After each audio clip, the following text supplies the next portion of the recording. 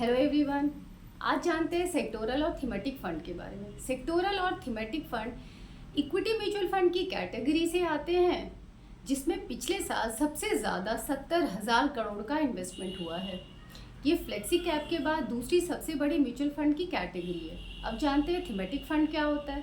Thematic fund mutual fund की एक category है जो अपने टोटल एसेट का कम से कम 80% किसी पर्टिकुलर थीम में इन्वेस्ट करती है।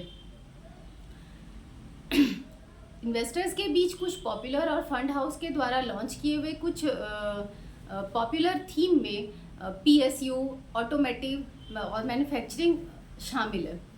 एग्जाम्पल के तौर पे मैन्युफैक्चरिंग फंड एक थीमेटिक फंड है जो मेनली ऑटो और उसके ancillaries parts, health care, consumable fuel जैसे फील्ड में डाइवर्सिफाइड फंड के साथ इन्वेस्ट करते हैं। अब जानते हैं सेक्टोरल फंड के बारे में। सेक्टोरल फंड म्यूचुअल फंड की कैटेगरी है जो अपने टोटल एसेट का कम से कम 80% किसी पर्टिकुलर सेक्टर या इंडस्ट्री में इन्वेस्ट करते हैं।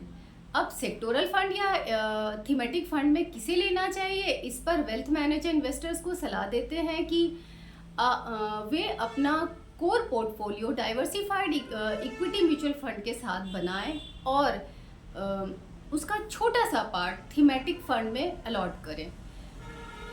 पहली बार इन्वेस्ट करने वाले लोगों को डाइवर्सिफाइड इक्विटी म्यूचुअल फंड के साथ ही आगे बढ़ना चाहिए, और जब आप अपना पोर्टफोलियो बना लें, मार्केट के रिस्क को अच्छी तरह समझ लें, तब जाकर सेक्टोरल फंड के ऑप्शन को चुनना चाहिए।